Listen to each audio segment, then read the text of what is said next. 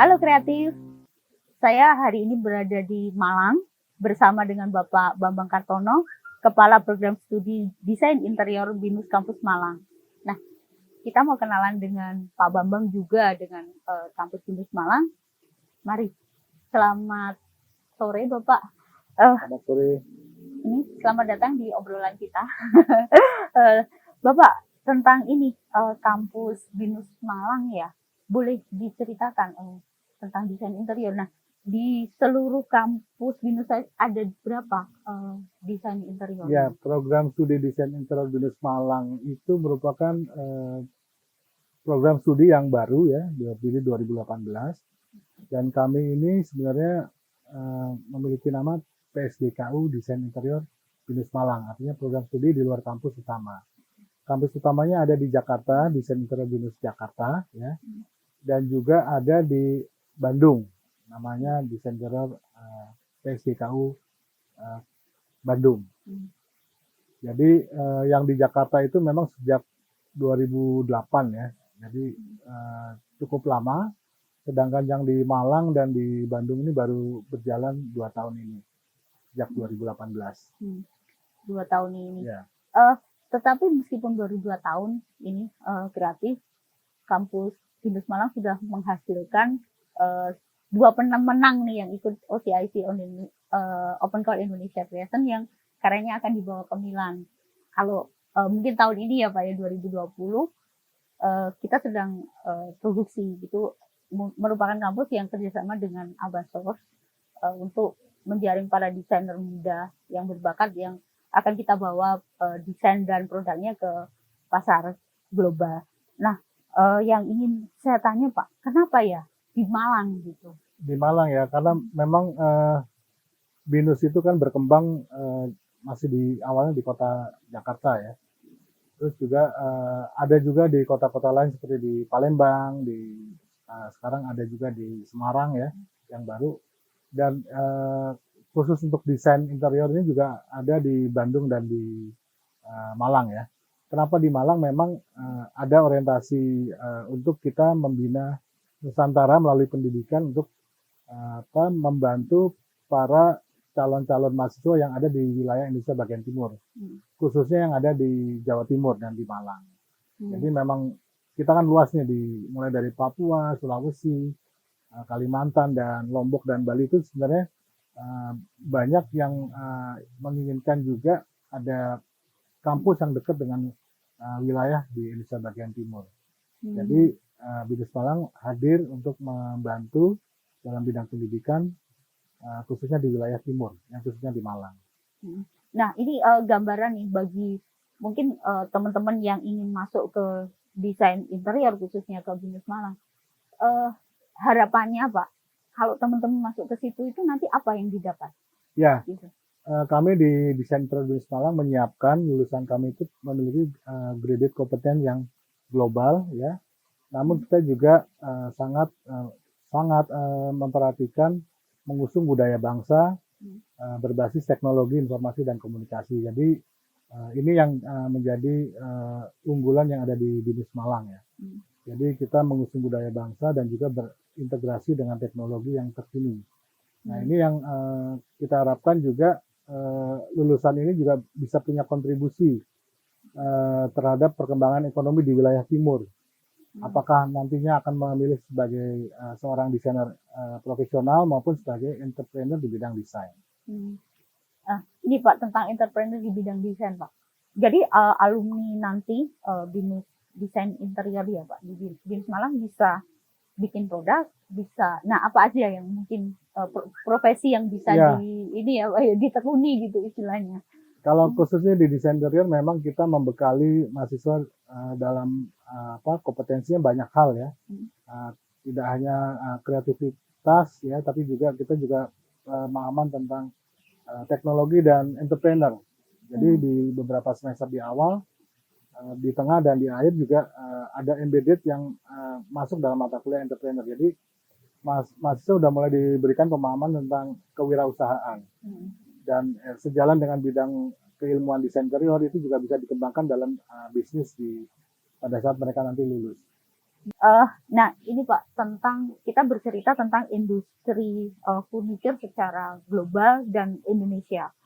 Eh, Kalau menurut Bapak, peluang Indonesia di pasar global itu apa sih? Seperti apa? Satu ya, terkait dengan industri furniture ya, kita ketahui ya, kita itu cukup kaya dengan sumber material ya. Hmm. Ada rotan, ada kayu ya, dan material bambu juga ya, dan material yang lain yang material alam yang sebenarnya potensi untuk dikembangkan sebagai modal sebuah industri. Dan kita tahu juga resource craftsmanship kita juga cukup banyak ya di berbagai daerah tentang kaitannya dengan furniture ya. Industrinya banyak, bahan bakunya banyak, kemudian juga sumber daya manusianya yang berkaitan dengan desain juga tersebar ya. Banyak sekolah desain yang ada di Indonesia, khususnya yang di Jawa Timur ada Interior Malang ya. Itu juga memberikan kontribusi untuk bagaimana ke depan industri ini sebenarnya masih bisa terus berkembang ya. Jadi potensinya ada, tinggal bagaimana kita mengembangkan secara sinergi ya, baik itu pemerintah, industri maupun dunia pendidikan. Ya. Bapak dulu sebelum di dunia akademis, dulu juga praktisi juga ya, praktisi bisnis. Ya. Nah kalau menurut Bapak sebagai praktisi ya waktu itu, peluang yang banyak dari Indonesia itu kendalanya seperti apa sih Pak? Sebenarnya bukan kendala ya, karena tadi itu kita sebenarnya udah banyak ya, banyak resource yang kita punya ya. Tapi memang tantangan gitu. Tantangannya ya. Bagaimana kita bisa berkompetisi, meningkatkan daya saing. Itu yang nampaknya kita masih agak lambat ya untuk terus merubah, memiliki daya saing yang yang lebih baik ya. Contohnya kita dulu lebih tinggi secara pangsa ekspornya untuk furniture dibanding negara-negara Vietnam, Malaysia gitu ya. Namun sekarang udah berbalik ya, kita ketinggalan dengan negara tersebut. Nah ini artinya harus ada daya saing kita yang kita perbaiki ya secara bersama-sama, nggak cuma dari kalangan industri ya, tapi pemerintah juga sangat berperan, terus juga sumber daya yang lain seperti dunia pendidikan juga berperan. Jadi itu yang harus kita jadikan tantangan. Gitu. Kalau nggak salah tahun 98 ya Pak, kita pernah berjaya ya dengan ekspor furniture. Betul ya, pada tahun 98 tuh sempat kita punya booming furniture ya. Di waktu itu memang terjadi krisis global ekonomi, tapi itu di satu sisi menguntungkan bagi pelaku industri yang ada di lokal Indonesia. Karena ada perbedaan kurs, sehingga nilai ekspor itu menjadi tinggi dan banyak sekali pelaku industri itu mengadakan transaksi bisnis secara ekspor. Dan itu bagus sekali sebenarnya pada waktu itu, hanya tidak di maintenance baik, tidak dikelola dengan baik ya. Bagaimana mengelola industri yang baik ya, bagaimana mengelola hutan yang baik pada waktu itu benar-benar tidak karu-karuan ya. Sehingga dampaknya adalah kita mengalami degradasi tadi ya. Yang tadinya kita maju di ekspor, terjadi penurunan secara drastis. Itu sampai 70% ya Pak dulu pas? Ya, itu sebagai contoh yang saya tahu waktu di industri furniture di Jepara ya. Waktu tahun 98, 80, 90 itu sempat punya nilai transaksi ekspor 70%-nya adalah ekspor furniture ya untuk pasar-pasar di seluruh dunia. 30%-nya domestik. Namun setelah 2001 itu mengalami perubahan drastis ya, karena daya saing tadi ya kurang meningkatkan kualitasnya, kapasitas produksinya, sehingga berbalik kita di Jepara saya perhatikan itu menjadi 70% yang domestik, hanya 30% yang ekspor pada waktu itu. Iya. Nah, tadi soal bahan baku yang bahan mentah dan bahan baku yang Bapak singgung ya, tentang kayu Indonesia dan juga rotan. Kalau menurut Bapak, kayu Indonesia seperti apa Pak di pasar dunia? Kita sangat dikenal dengan kayu jatinya ya. Dan itu memang menjadi primadona ya buat industri kita. Saya sangat sedih sih kalau melihat kayu yang bagus itu dibuat desainnya atau produknya itu tidak baik ya. Jadi harusnya itu kayu yang sudah menjadi ikon dunia itu ya harusnya kita kembangkan yang baik ya hasil-hasilnya ya, desain-desainnya dan punya nilai tambah yang baik ya, sehingga juga bisa memberikan kontribusi secara sosial dan ekonomi. Selain kita juga harus mengatur secara lingkungannya ya. Dan sekarang sudah bagus sih ada sertifikasi Ya, apa untuk lacak kayu ya, balak Pak. untuk kayu itu sudah sangat baik dibanding yang masa-masa sebelumnya. Selain jati, apa kayu apa Pak mungkin yang? Nah, saat ini juga banyak kayu-kayu dipakai oleh industri itu kayu-kayu kalau bahasa di lapangan kayu rimba gitu ya. Kayu-kayu dari perkebunan masyarakat ya. Dan banyak di Indonesia jenis kayu juga ya di berbagai daerah dan ini juga potensi juga untuk dikembangkan ya, untuk dipopulerkan kayu-kayu yang tidak dikenal ya. Di Kalimantan juga banyak kayu yang belum dikenal ya, itu harusnya bisa dipromosikan juga. Iya, tentu saja tadi dengan sertifikasi dan Ya, kita dan udah punya ya. sistem yang bagus ya kalau di masa sekarang ini. Tentang rotan, Pak. Rotan ini masalahnya masih sama ya. Ini antara mulai hulu sampai hilir ya. Mulai dari petani rotan sampai bagaimana kita mempunyai produk rotan yang sebenarnya juga potensi dunia ya, rotan kita ya. Sangat dikenal di dunia rotannya dan sumber bahan bakunya termasuk yang terbesar ya di dunia ya rotan. Hanya tata kelolanya, lagi-lagi tata kelolanya itu perlu harusnya lebih baik ya. Kita tahu industri banyak di Cirebon, di daerah-daerah lain agak menurun ya. Bukan agak menurun ya, bahkan sangat berubah drastis ya. Karena tadi mendapatkan sumber bahan baku yang bagus, yang kontinu itu susah ya. Padahal pasar masih luas. Justru di beberapa daerah pasar rotan itu meningkat ya. Di era pandemi meningkat. Seperti saya dapatkan data di daerah Sukoharjo, itu pasar ekspor rotan meningkat. Tapi kendalanya adalah tadi bahan bakunya suplainya mungkin terbatas, tidak kontinu gitu ya. Sehingga ini menjadi PR sama-sama nih. Iya, continuity ya Pak ya. Ya. Nah, tadi Bapak sempat menyinggung tentang ini Pak, pertemuan antara desainer dengan industri, dengan pabrik ya. HDMI pernah merintis itu sebagai kampus juga menghasilkan para desainer. Gimana Pak ceritanya kalau sekarang di industri mebel? Ya, kalau dari perspektif asosiasi itu memang tujuannya tadi pertama memang ingin mendorong industri kita lebih maju ya. Kemudian bermitra dengan industri untuk pengembangan desain dan pasar ya. Dan para desainer juga akan punya mitra industri ya harapannya. Memang tapi nggak mudah ya. Karena tadi masih banyak yang harus kita coba untuk adanya trust ya antara industri dengan desainer dan asosiasinya juga harus lebih kuat lagi ya. Itu yang masih harus terus sih dikomunikasikan. Walaupun sebenarnya upaya-upaya itu udah banyak dilakukan ya, tapi memang harus tetap ada peran pemerintah menurut saya untuk bisa mensupport, memfasilitasi agar ada entitas industri, entitas desainer ini bisa saling harmoni lah, berkolaborasi, bermitra, bersinergi. Iya. Termasuk dunia pendidikan ya. Oke. Kalau dari dunia pendidikan kan memang menghasilkan para desainer ya Pak. Ya, dunia pendidikan juga masih butuh industri untuk bisa memberikan masukan tentang perkembangan pasar, tentang kemajuan teknologi ya, supaya yang belajar di sekolah-sekolah desain itu selalu mengupdate ya perkembangan pasar dan teknologi. Kreatif sebetulnya di Abasor mencoba untuk menjawab tantangan ini, bagaimana desainer terhubung dengan industri dan akhirnya terhubung dengan pasar global. Kalau teman-teman membuka website Abasor, itu ada kolom co-creator zone. Jadi di sana bisa memasukkan desain. Desain nanti akan kita carikan dari jaringan Abasor pabrik yang mungkin sesuai. Itu baru langkah kecil Pak yang kita coba untuk menghubungkan itu gitu. Tapi pasti akan membutuhkan asosiasi, kemudian dari komunitas desainer dan juga industri sendiri untuk saling bekerja sama gitu. Yang mana asosiasi dalam hal ini HDMI pernah melakukan itu dulu.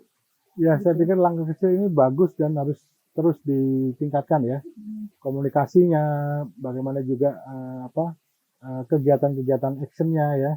Karena semuanya sebenarnya seperti berjalan sendiri-sendiri ya, industri berjalan sendiri, dunia dunia pendidikan desain berjalan sendiri, dan Abastos ini yang punya konsep untuk memasarkan dan mempromosikan produk dan desainer Indonesia itu juga mungkin belum terintegrasi ya.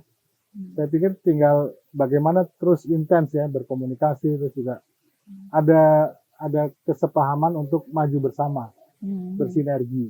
Betul, bersinergi. Nah, eh, ini tentang sinergi. Jadi Abasors mencari desainer-desainer karya desainer-desainer muda khususnya dari kampus, dan tahun ini OCIC Open Call Indonesia Creation yang merupakan program rutin Abasors bekerja sama dengan BINUS kampus Malang. Nah, kemarin ada 2 desainer yang menjadi pemenang, dan tahun ini 2020 karyanya akan dibawa ke Milan. Nah, Pak Bambang memang pembimbingnya ya pada saat itu ya Pak ya. Boleh diceritakan Pak OCIC 2020? Ya, kami dengan Abastos sudah menjalin komunikasi baik ya, untuk bagaimana tadi langkah kecil itu bisa diwujudkan ya. Jadi memang programnya berangkat dari tugas-tugas kampus awalnya, kita coba masukkan sebagai peserta dalam kompetisi Abastos, dan itu ada yang terjaring sebagai nominator kemudian terpilih, dan itu menurut saya itu bagus sekali kalau juga akan dikembangkan di kampus-kampus lain ya. Karena resource-nya banyak tuh untuk desain di Indonesia ya. Juga bagus-bagus ya. Kebetulan yang di BINUS ini memang mewakili yang boleh dibilang sebagian dari wilayah timur ya. Artinya ini saya sebagai Prodi Desain Interior BINUS Malang juga berterima kasih kepada Abasors sudah memberi kesempatan ya. Untuk yang di bagian timur Indonesia ini juga memiliki kesempatan yang sama dengan di kota-kota lain ya. Dan saya amati memang justru di belahan lain di Indonesia itu masih banyak yang potensinya luar biasa untuk talenta-talenta muda di kreatif designer. Nah ini tinggal bagaimana Abasors intens memberikan kegiatan-kegiatan informasinya kepada dunia kampus yang lebih luas ya. Dan kita berkomunikasi apa yang juga kita perlu perbaiki ya di dalam dunia pendidikan desain ya.